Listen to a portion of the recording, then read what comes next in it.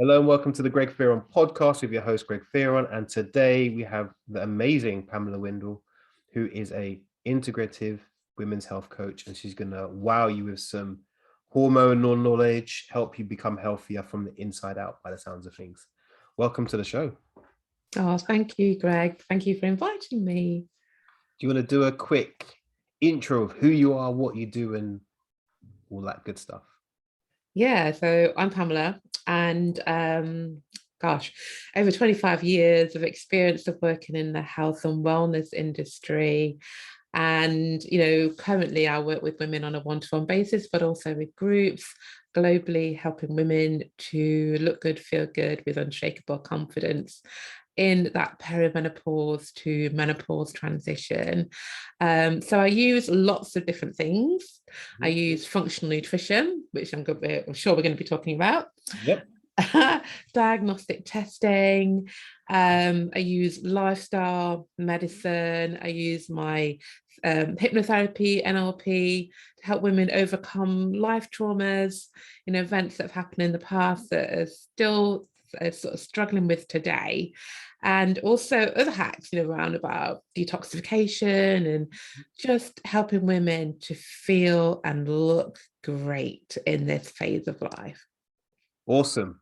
You have a whole, what's the word? Batman, right? And he's got a belt, and his belt can do anything. He's got a gadget for everything. That's what your skills sound like. So this is going to be fun. So I'm trying to think where to start, and there's so many parts of this. So just the hormones thing, because here's my thing. People talk about hormones, but without actually testing hormones, you don't really know where you are. So people talk about it on social media, hormones. And I'm like, well, which hormone are you talking about? So what's your approach to this hormone conversation? Okay, it's really a great question. I love it. So what's my approach? Well, my thoughts is exactly that. There are so many hormones, and most of the time when hormones are being mentioned regarding women in this phase is about three hormones: estrogen, progesterone, and testosterone. And actually, and only recently is testosterone, but there are a whole host of other hormones that impact those hormones, and it's like a stack of dominoes. If one hormone goes down, they'll all go down. Mm-hmm. So if your building blocks, which no one talks about really, so pregnenolone, which the whole building blocks to make your sex hormones, just to go back a little bit, if that's down, well, then, of course, you're not going to be producing estrogen and progesterone and testosterone. So when we having that conversation on, the media, we need to, in my opinion, is have a broader conversation about the other hormones that impact it. Pregnenolone, you've got DHEA, then we've got insulin, and all of those cortisol. Yeah, human growth hormone, absolutely. T3, T4, reverse thyroid. Exactly, oxytocin. There's so much. I mean, let's just have a hormone off, shall we? Yeah. Serotonin. Go on, you're next. Melatonin. Yeah. Oh, you got me there. Did I say human growth hormone already? No, I haven't. You did. No, Oh dear, go on. Yeah, so go on, that's a great point. They're like, there's so many. Glucagon, by the way, I got you there. Ooh, you got me on that one. It just came into my head. But you think you just made a really good point that it seems to be this big three of hormones, but there's so many other hormones that are working. You have to understand those other ones to really understand all of those ones, right? Exactly. And I really understand why potentially we just talk about those three hormones, is because they are actually what make us women. They actually make us, stand out compared to a man. The way our hormones are is very different to the male hormones, for example. So I kind of understand potentially what might be the reason why we are focusing on those. But if we truly want to help women in this phase, aging, predominantly, that's basically what it is. End of fertility is actually a mark that your body is aging. But if we want to be aging in a way that we feel good, our brain function works properly, we don't struggle with joint pain, we don't struggle with energy, depression, anxiety, all of those things. We have to then look at the rest of those hormones that we've just mentioned, and there's going to be some more. And then we have to look at the other body systems that interconnect with all of that. And then that is where we get health, we get optimal health and longevity, and women feel good based on that. Awesome. So, I mean, here's my philosophy that all of it really starts in the cell. But so we talk about hormones and stuff, but if you don't have the cells right, then that means the organ can't work right, which means that the system can't work, or tissue, then systems, then there's a whole function. So you mentioned detox earlier. Now, I guarantee 99% of people listening to this podcast will think of a detox as juicing or fasting or some way, but detox actually happens in cells, right? Yeah, and interestingly, we're talking about hormones and cellular, and detox is all connected. You know, so women who are struggling with all of those symptoms, I think there's like 34 plus symptoms now. The list is growing of symptoms that women can experience in the perimenopause transition and then postmenopause. A lot of those symptoms can be reduced, rectified,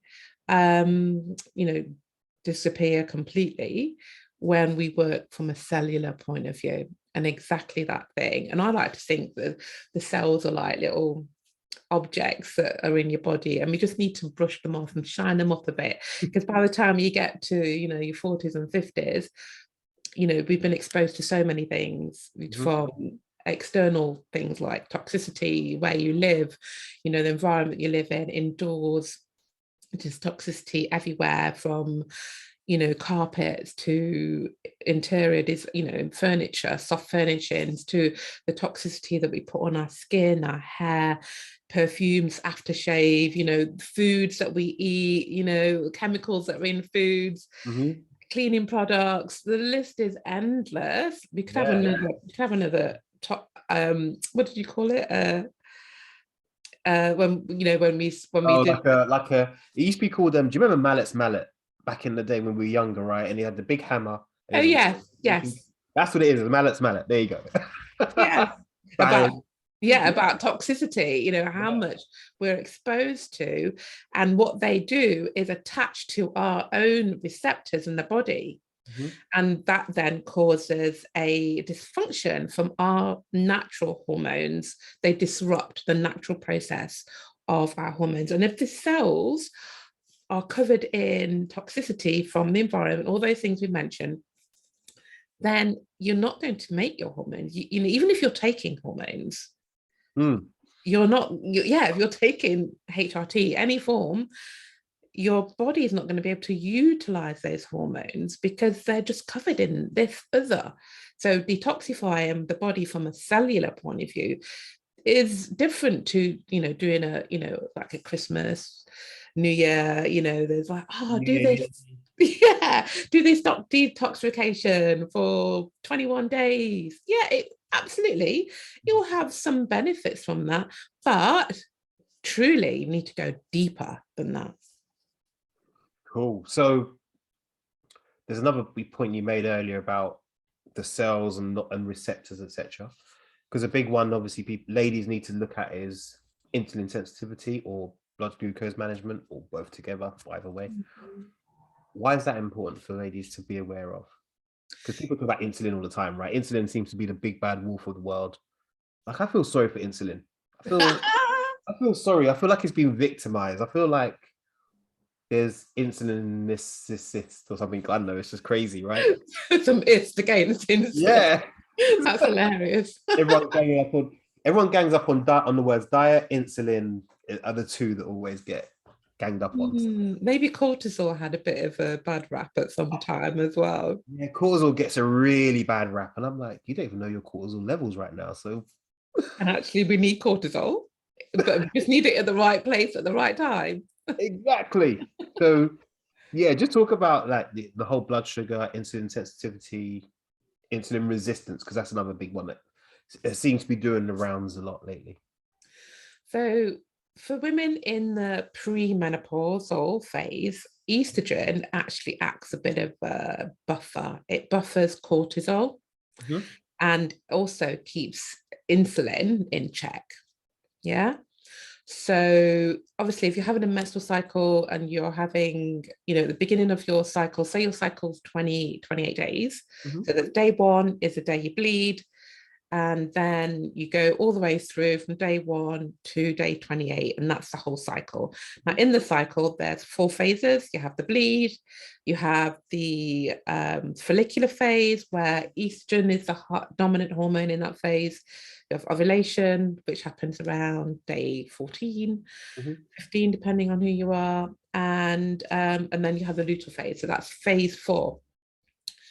So for women who are still having a regular menstrual cycle, you might have, as you go into the luteal phase, so after ovulation, because the dominant hormone there is progesterone, Mhm. you might have an elevated insulin, which means that you might then start to crave those sugars, carbohydrates just before your period, for example. Yep.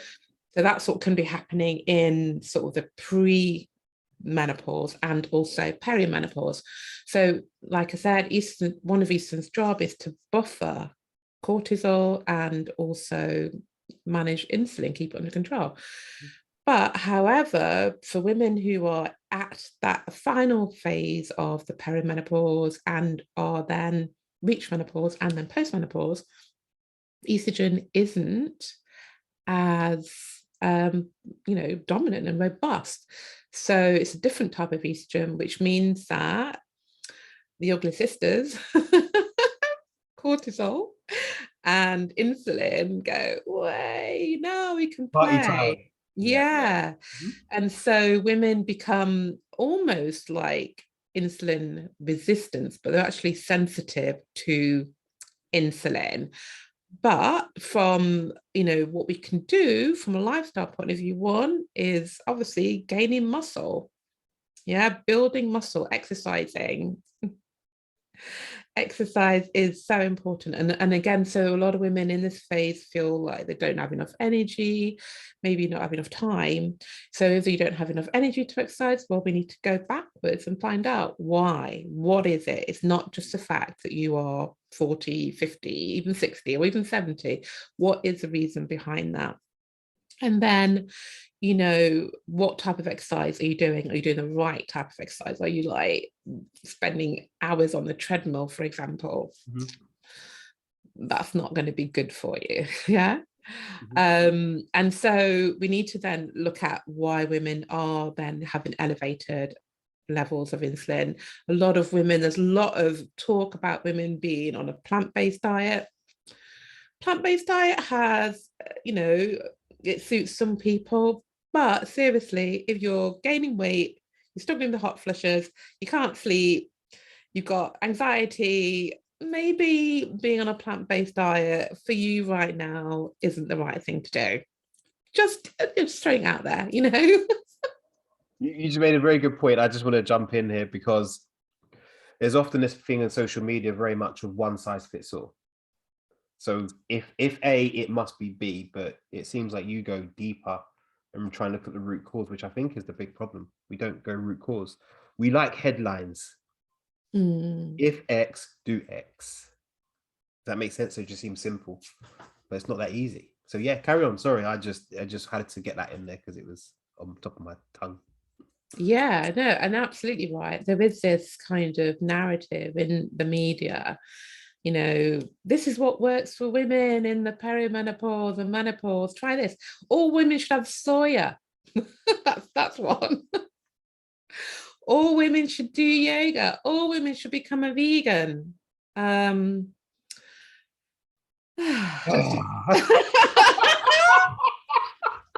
The collective sigh, we're just like, yep, yep, we know.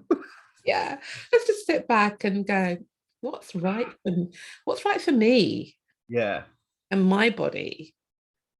Our bodies are unique. The time you get to your 40s, 50s, 60s, you know, your body's been through a lot. Have you been on the contraceptive pill? Mhm. Well, let's take that. How long were you on the pill for? What has the contraceptive pill done to your gut microbiome? Oh, she's dropping some fire now, ladies. If you're watching this, this is gonna, or listening to this back, it's gonna be some fire coming. Carry on. How many times have you had antibiotics? What has that done to your gut microbiome? Mhm. And how many times have you gone through stress? What stresses have you gone through? By the time you got to 40s, 50s, you've gone through stress. You've had relationship breakdowns. You've had losses. You know, you've gone through a Surgery. lot. Yeah. Surgery, exactly, surgery. Yeah, let's just add that in as well. What's the surgery done to, if it's been from your reproductive system, how has that impacted your ovaries? You know, the capillaries that surround it. Has that made that you've gone into menopause earlier than you would have done? You know, have they taken uterus away? How is that impacting your body? Um, you just, you know, and have you had other illnesses in Mm. your body? You know, all of those has an impact on that female body, and that female body is now where she is at 14, 50 plus years old, and the hormones are changing, which means that once those hormones held you up, those three estrogen predominantly held you up for all that time, and now it's kind of moving, and then you're feeling the reproductions of what's happened in your life. And so there isn't a one size fits all, even when it comes down to nutrition. Nothing is one size.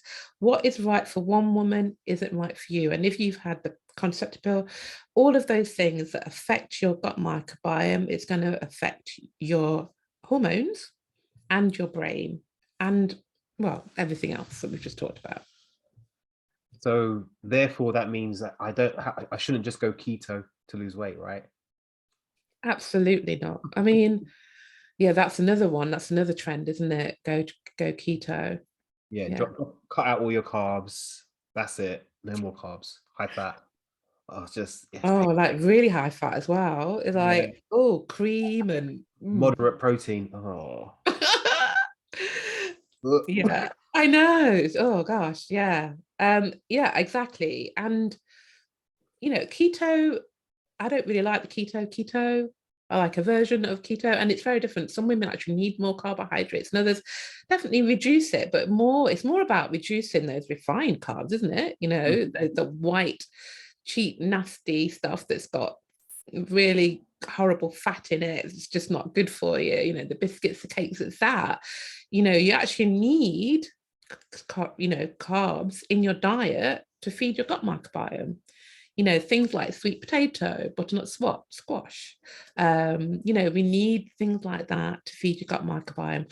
And the thing is, so for example, if you're a woman that is struggling with sleep or hot flushes, actually, sometimes we might want to just take those foods out temporarily until we create that balance. We've got that nice insulin resistance, or not, we've got that nice balance of your insulin rather than this real roller coaster yeah, that's going on through the day. We want to take those out temporarily, and we create that balance. So we're having more of this during the day, and then we add those foods back in. yeah. Because one of the things I'll do with my clients is get them to just stop snacking, stop snacking, Yeah, yeah.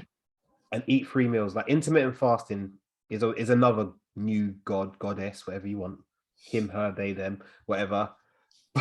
Sorry, I couldn't resist. But hey, I just speak my truth.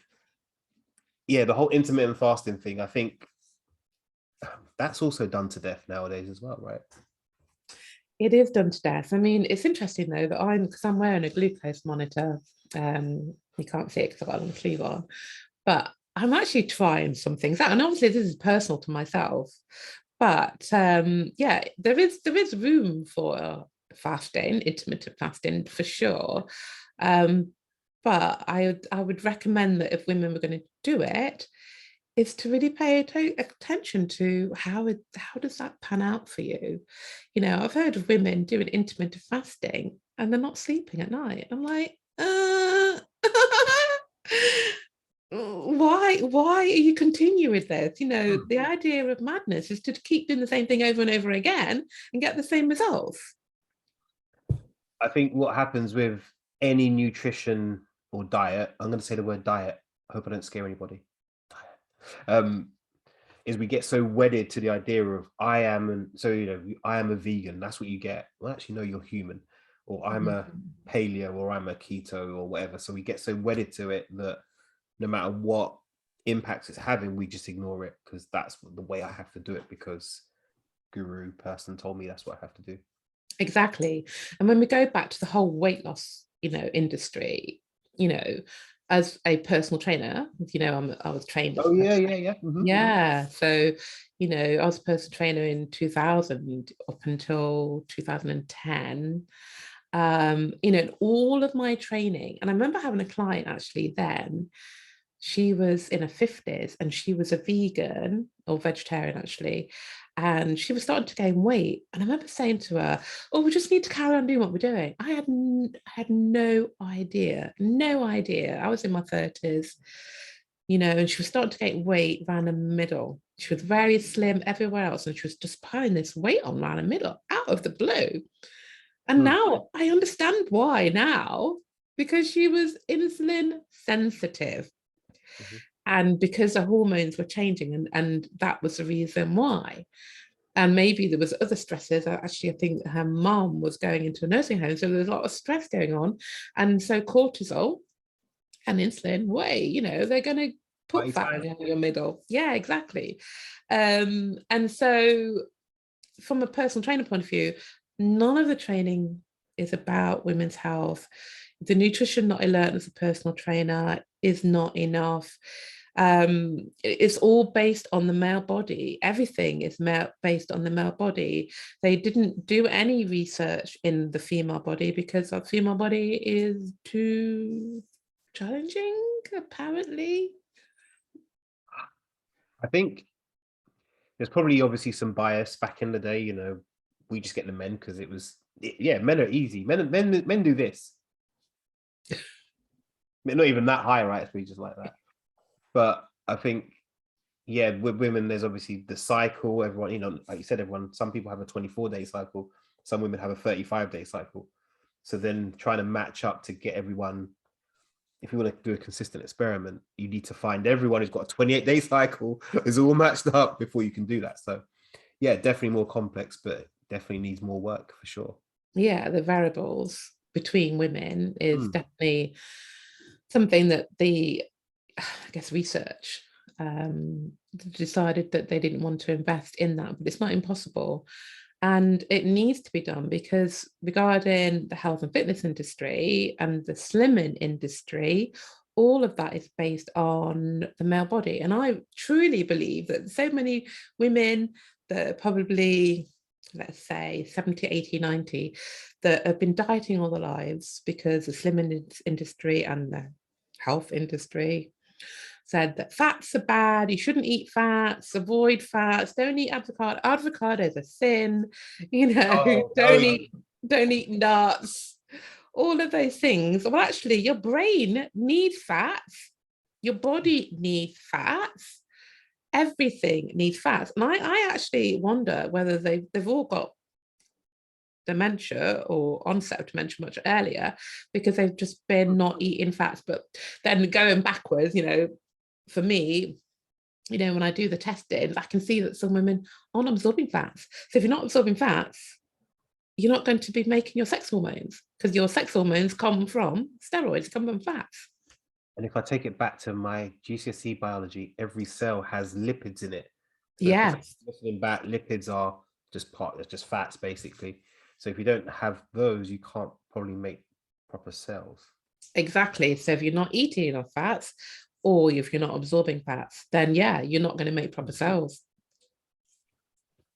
That's quite deep. That's what about that? Yeah, that's a deep. Yeah, see, revelations, people. This is some game-changing stuff. So what lifestyle changes can ladies make Because obviously, if they're going to come to a superstar like you, they're going to get tested, they're going to be assessed properly and understand that it's a process. Yeah, definitely. Sure. But what are the main lifestyle changes that you recommend that women can take away from this and go, right, I want to fix some things. What can I do? Well, first of all, it is about really connecting with yourself. Mm-hmm. Like, start knowing your body, yourself, monitoring things, monitoring your menstrual cycle. Are you moving from each of the phases of the menstrual cycle? There's great things you can do is using your basal body temperature.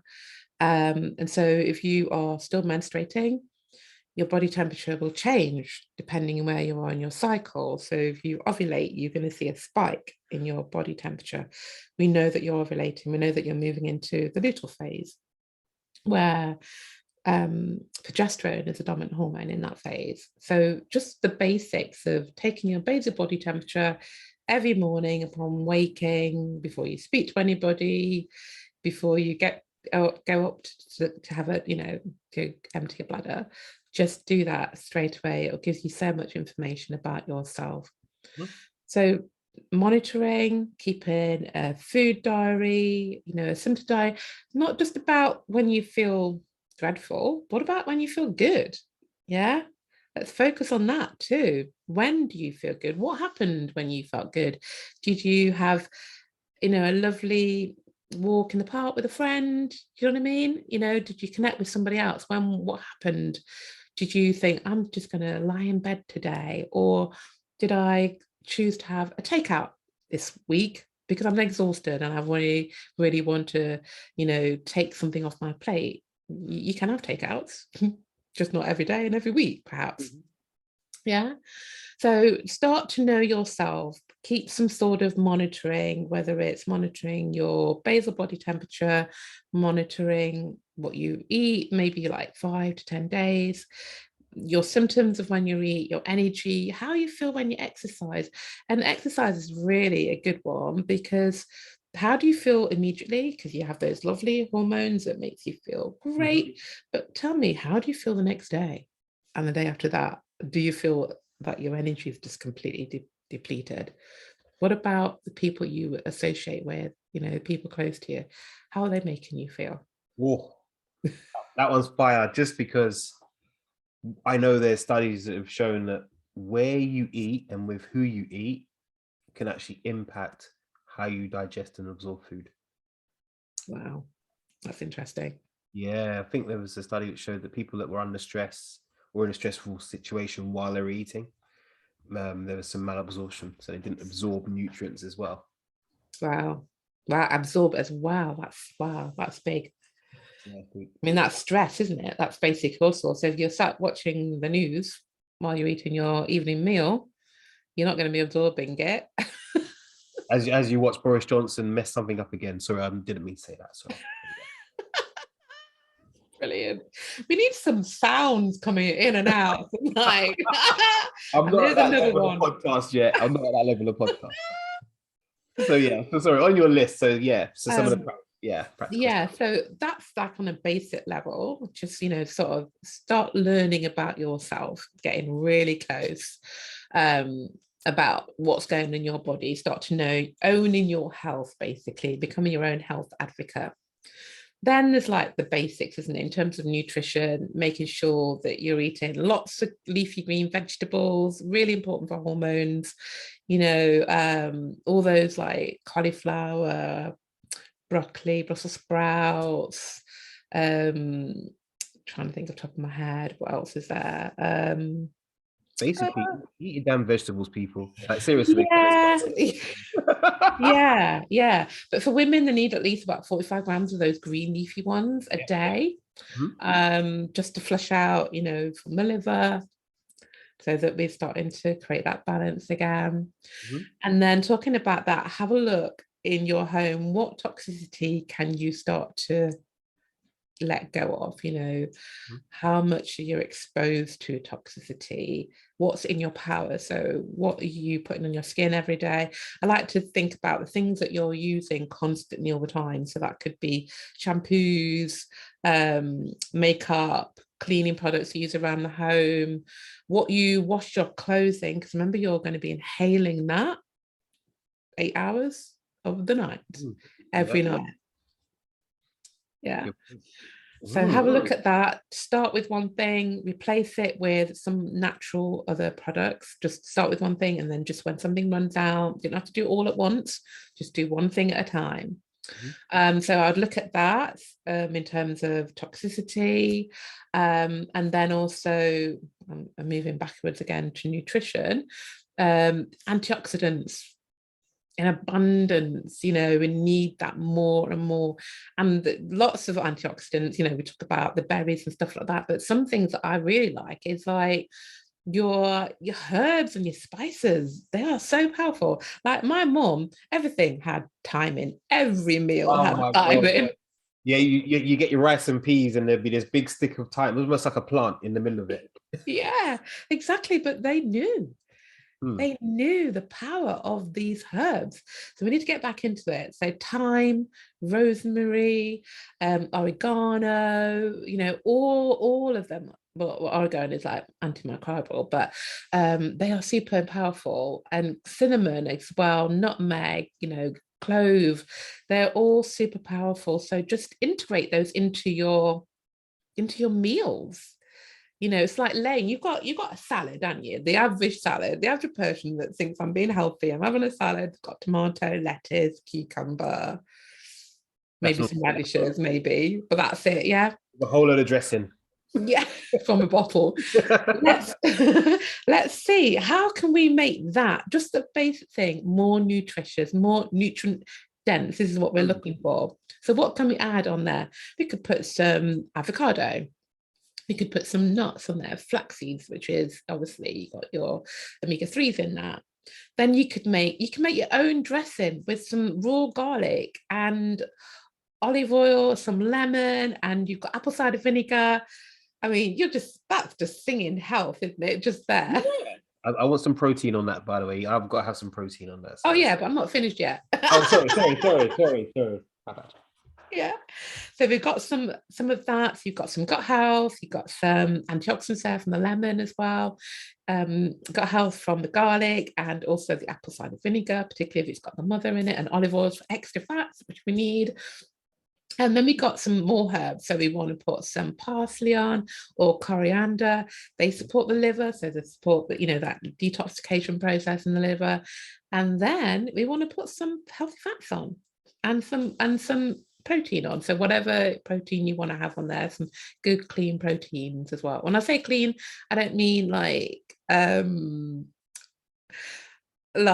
oh, low calorie or fat free meat. I just mean good quality, i.e. not bacon or sausage or anything like that. So it's a good quality protein on there. And that in itself is different to this basic salad.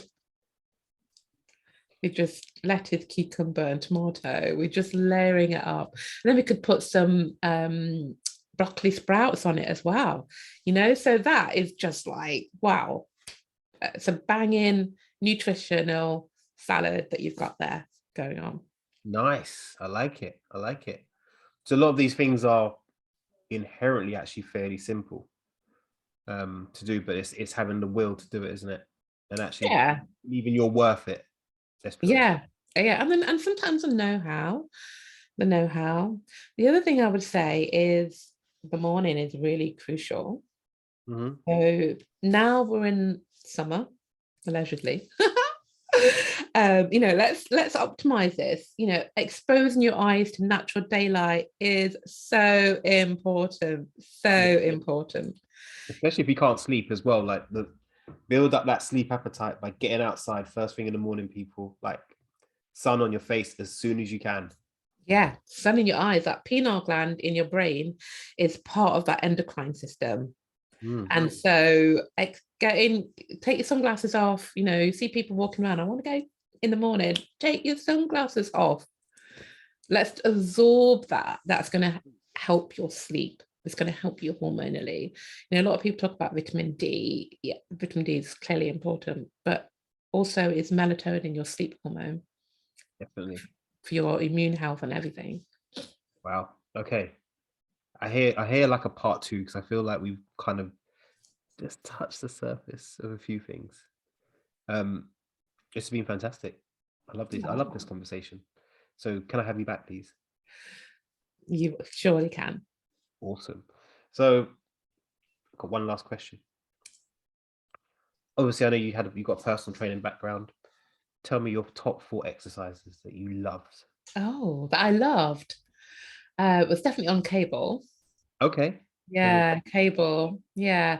Press ups, I was pretty good on press ups. I mean, that's not on cable, but press ups I love. Still love them today. I did a challenge with someone, how many press ups you can do in a minute. I think I got like 63 at What? my fittest. Yeah, I was really fit.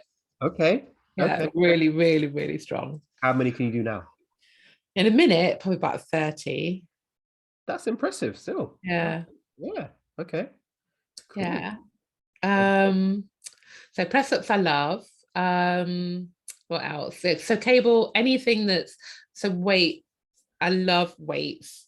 That's my thing. I used to run as well. I used to be a runner. Mhm. But weights, like bench press. I was like pressing like, I don't know, like 30K or something back in the day. Squatting about 60K. I was really, Okay, nice. yeah, yeah. So but then there's all the functional stuff that I also did as well, with my clients and what I practice myself. So forwards, backwards movers, rotation, jumps, plyometric stuff, all of that stuff. Yeah. Yeah, Vertical. Jeez. yeah, Yeah. We went back to PT school, people. yeah. So, Pamela, where can people find you if they want some of your genius? Well, you can find me on social media. Mhm. I am on Instagram and also Facebook and LinkedIn.